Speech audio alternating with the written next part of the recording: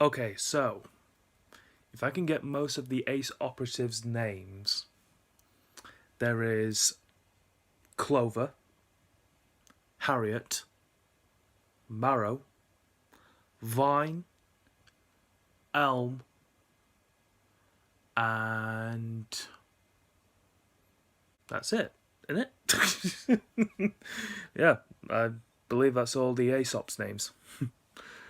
But once again, I'm going to discuss this amazing chapter of Volume 7. So, welcome to my Volume 7, Chapter 3 review.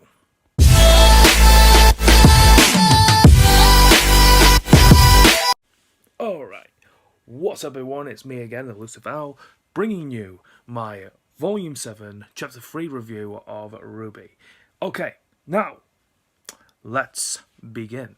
We start off with the Atlas airships, once again, just floating around in the sky, just observing around them, like, is there any grim around at all?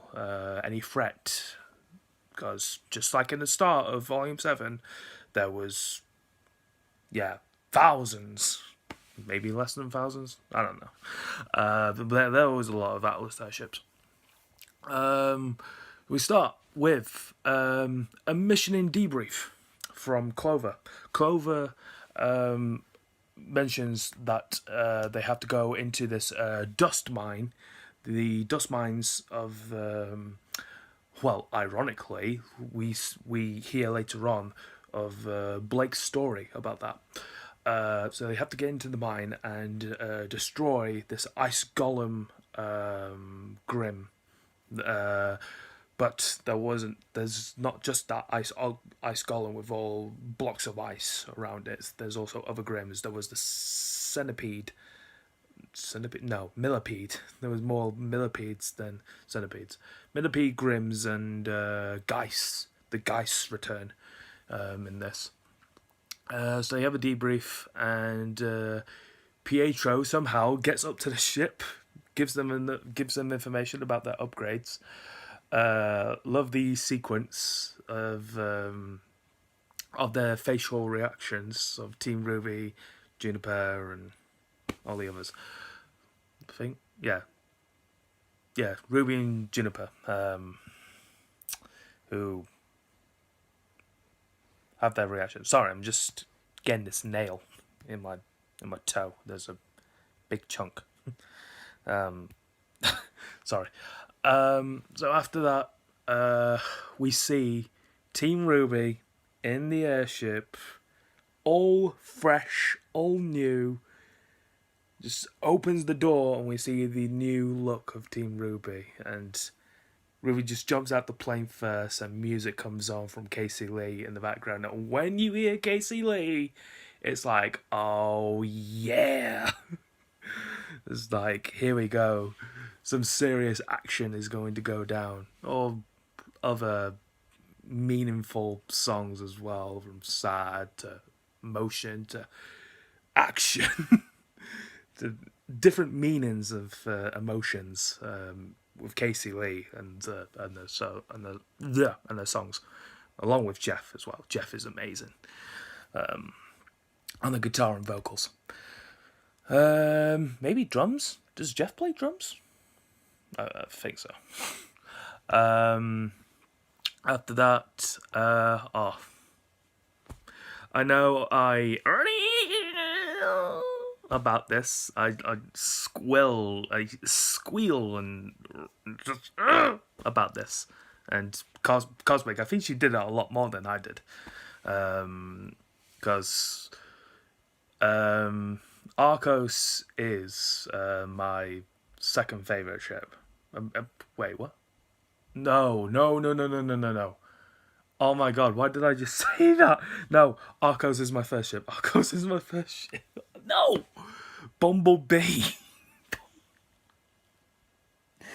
Oh no. Yeah, Bumblebee is my second. Arcos is my first favorite because, I've got a Pyrrha poster of them. Pyrrha's like my favorite character of all. So yeah, oh my god, I have ruined my representation of a Narcos fan. Why did I just say that? Yeah, Bumblebee, second favorite of the RWBY show. And when Yang just mentioned about Blake's hair, and the thing that got me the most was Blake blushing at that response. Uh, it went, oh, oh, hey, you look good. You look good with that hair. And Blake's like, oh, you really think so? And she was blushing, really blushing. And she said, oh, no, not good. It's great. And it's like, they're adorkable. They're adorkable. Not adorable. They're adorkable. Please spare these children. Yeah. Save my children. Most of the Bumblebee fans will be going. Anyways. Moving on. We also get to see a cool entrance landing from the Aesops as well, from all the rest. Yeah, I liked Marrow's and Elm's entrance. I think I like that. Marrow's, oh my god, Marrow's semblance. Holy shit. Holy shit, did I pop for that? We'll get to that in a bit. Alright, so, we're inside the mines. Team Ruby's there. Oh yeah, Crow's there. Crow was there as well with his sick-ass new outfit, along with Clover. And, that is another part that I'll get to in a bit as well. So, you see Team Ruby in the mines, and Blake mentions about the dust mine explosions that happened a long time ago. Weiss also cuts into the conversation as well, because she didn't necessarily get involved because she was very too young to remember. But it all happened with her Schnee family, mainly because of shock and all his actions that he did within the furnace. So, yeah, so. Although Weiss, being a sweetheart that she is, a really dear sweetheart, is saying that, yeah, she really wished that she could turn back all the hurt and cause that was happening to the furnace and that. So I was like, oh, best girl. Yeah. What else? Oh yeah. So after that, we see Blake getting into this narrow cave. And she says, "There's no dust here, just embargoes and other minor materials as well that weren't dust." Until we get a jump scare. Now, I jump scared for this one. Not very much, but I jump scared. Geist just shots out of nowhere. Geist just shots out of nowhere, so that was a bit of a jump scare for me. It wasn't very too jumpy, but it was a little jumpy. But Tyrion, I gotta say, at the end was very much jumpy at the end.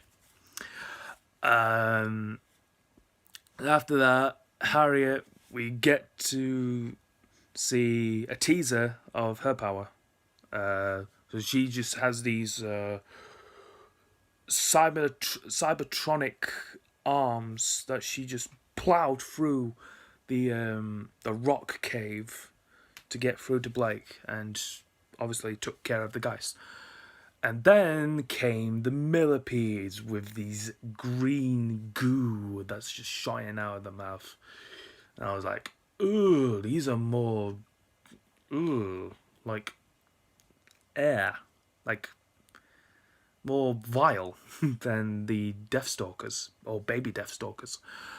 Yeah, so during that battle sequence, Team Ruby was doing their thing, and the thing I loved, Ruby Rose's new upgrade. So she can now swing it in different direction instead of swinging it like horizontally, because you know how she would swing like that. But now she can swing it in different directions as it goes. I don't know why I'm doing this. It's like I'm doing like a wave dance or something. Hi, hi. Yeah. After that, Marrow. Holy shit! Did I absolutely fell in love with Marrow Semblance. So as the millipedes were doing a spiral attack. I'm doing this again. Doing a spiral attack, coming towards Marrow.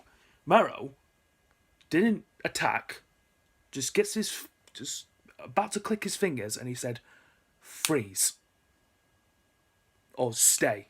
It was stay, wasn't it? Stay. And literally, they froze. Right near his face. Harriet then comes up from behind, boom. Delivers a jab uppercut right into the millipedes. Wow, did I absolutely fell for Marriott's semblance. So he can click his fingers, because you know how an owner, because this is the thing that got me. It's like when you tell, it's like an owner telling your dog to stay. You say stay, stay, or you point your finger like stay, stay, stay, good boy or good girl, something like that. But no, he clicks his fingers and say stay. Clicks his fingers, and they just freeze. Just freeze. It's like he can freeze time. Like legit can freeze time just by a snap of his fingers. Ladies and gentlemen, we got the new Thanos right here. we got the Thanos version of Thanos. Yeah, after that, Harriet's semblance we've got, like Ruby, she has speed. Speed, but it's a different kind of semblance than what Ruby has, because Ruby can shoot through with petals of speed by cloaking herself, but Harriet's like the Flash as well. She can be speedy. If you say Sonic, yeah. Oh yeah, this. Oh yeah, we won't get into Clover's part yet, but Vine and Elm, along with Jean, Ren and Nora.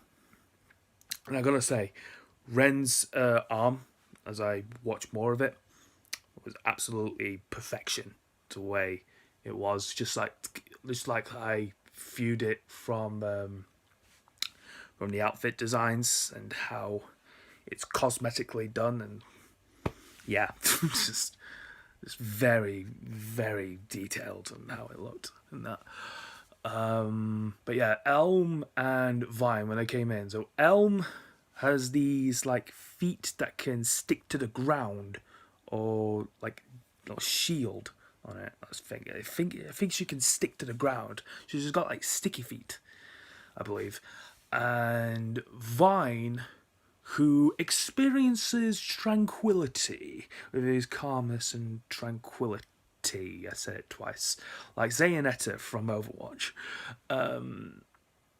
Although it doesn't have many arms though. There's Vine, but Vine can elasticate. He can elasticate his arms like Elastigirl from The Incredibles, I guess.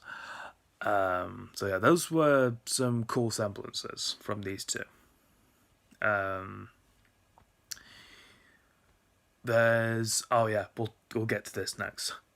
Clover and Crow. So, just as Clover was just about to, I'm getting to after the action now.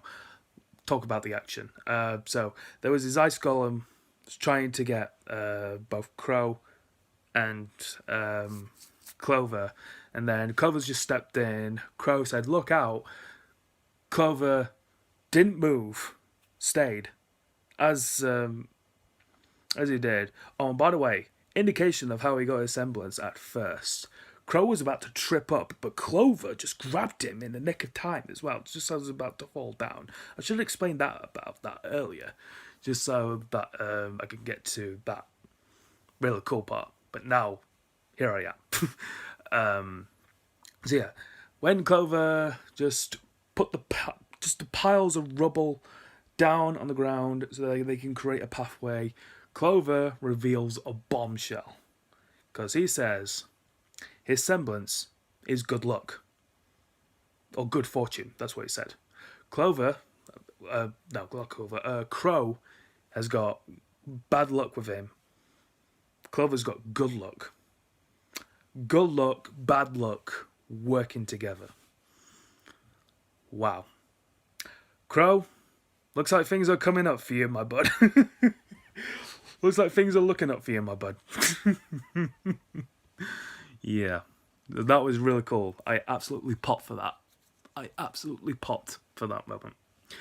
So, we get inside the dust mine, and the way the landscape looked inside of the mine as well, there was like all dust crystals just hiding or just stuck into these caves all around.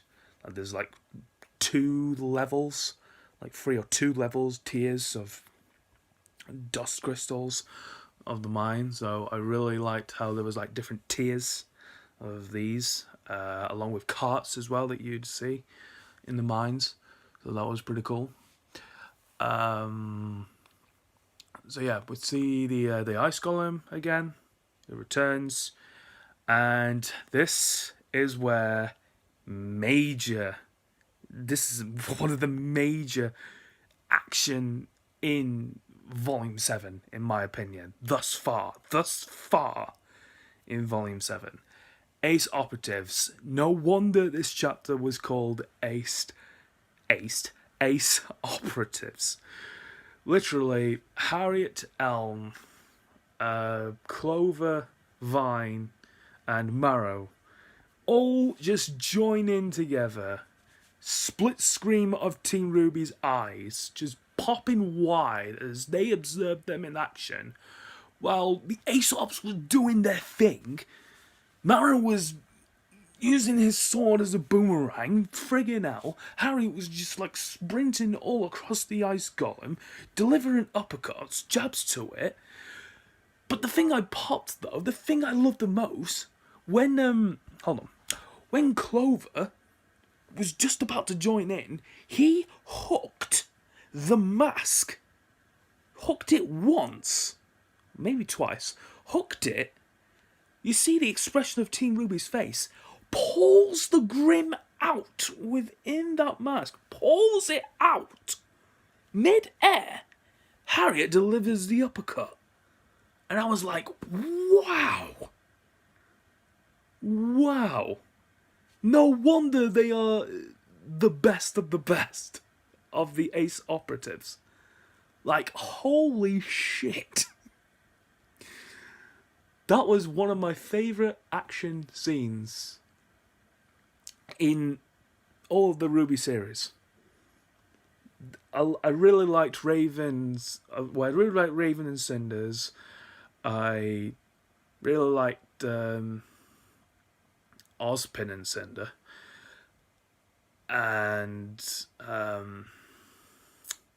of course, in Volume 1 as well, where Ruby and Juniper faced...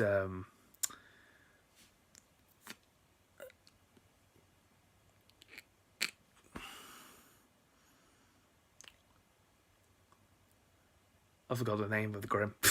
The Bird Grim. You guys will know better. The guys will probably know better, actually. What was I saying? Oh yeah, the Ace Operatives moves. So yes, Clover's good luck. Harriet's speed, uppercuts, punches, like Yang. Vine, elastication, or stretch it, yeah. Elm, sticky feet. And Marrow, freezes and boomerangs and shit. Wow. I mean, all in all, they are fantastic. They are fantastic because as I just said earlier that uh, I thought they were going to be complete dicks at first at the start of RWBY Volume 7. But then when it came to this chapter, and this chapter alone, that's when I thought, wow, why did I mention those things at the start? Why did I ever mention those things? So yeah, after that, there was like 2 crystals that was dropping out. Clover got the first one, then Ruby just shot out and grabbed the second. And Ruby and Harriet were having like 2 discussions. And to my head, I was thinking, I wonder if Ruby maybe in volume 8, because they are doing productions for 8 and 9. I was wondering for volume 8 that we get to see, or maybe in this volume, we get to see Ruby and Harriet doing training together. And they have to face one another. Or test the wit of speed and endurance. Definitely. So, if there is a scene focusing on those 2 within the episode, then I'm down for that. I'm really down for that. That'll be awesome. Really awesome. Yeah. And then at the end, we see the guy who was in the plane of the van saying about Robin Hill becoming like president, something like that. Goes into that alleyway that Tyrion was literally just in when he killed someone. Yeah. Behind the door. And pop-up moment happened when Tyrion just appeared out of nowhere, and I just had a feeling that Tyrion was going to be that. I kept saying, Tyrion, Tyrion's going to be that, holy shit, Tyrion, and boof, ow, ow, I've hit my lens, ow. It didn't go like that. I've hit my finger. I've hit this finger here. Why did I do that? Bang! Yeah. And your lens is broken. Anyways, and Tyrion just instantly kills the guy that was in the ship and the van. Son of a bitch. Son of a bitch, Tyrion. Although I love him. I love him because he's my fire call and evil. He's the most dastardly character ever. He's so maniacal and sinister. This Tyrion. That's what you need. That's what you need for an antagonist. Then again, I could say the same for Salem. But yeah, that is going to do it. That is going to do it for my Volume 7 Chapter 3 review. All in all, what I can say about this chapter is that it was absolutely fantastic. We got to see firsthand of what the Ace Operatives can do, of combat and their semblances. And I just can't wait for more interaction and inactivity. What? No, they're the elite of the year. Why am I saying activity? They have to be active. More active missions for Ruby, Junior, and Ace Operatives. And maybe Oscar as well. And Crow. And Penny. Ironwood. Maybe. Yeah, fantastic episode. I really loved this, and I cannot wait for what they have more in store for Volume 7. I'm in. So in for this. The teaser that I only got for Chapter 4 was the thumbnail that Ruby and Weiss is on Chapter 4. Alright guys, that is going to do it for my reaction and my review for RWBY Volume 7 Chapter 3 called Ace Operatives. So, if you have enjoyed my reaction to Ace Operatives, then hit the like button down below. And if you are new to my channel and want to check out more of my RWBY videos, I'll leave a playlist down below of the recent episodes that I've done of Volume 7, including the live action intro that I've done and the Volume 7 intro that I have done. So I'll leave the playlist down below for you guys to check out Volume 7. And also subscribe. Subscribe down here if you are new, and turn on the notification bell for more updating content for when I upload my next video. As well as I have a Twitter page. I have a BitChute page as well, but Twitter, first of all, it's at ElusiveOwl21, and for my BitChute, it's ElusiveOwl, where I post content where I can't show on YouTube, but I can post content that is on Netflix and other shows that I can't really show on YouTube on there. So Twitter and BitChute will be in the description. And if you have any comments that you want to say about on my reaction or what you thought about RWBY Volume 7 Chapter 3, I thought it was absolutely fantastic. But if you have your say on this chapter alone, then what did you think about it? Let me know down in the comment section below. And yes, that is going to do it. So with all that being said, I will see you all in the next video. Charlie, Bravo, CB. What can I do for GB? Gordon, Bravo. Goodbye. See ya.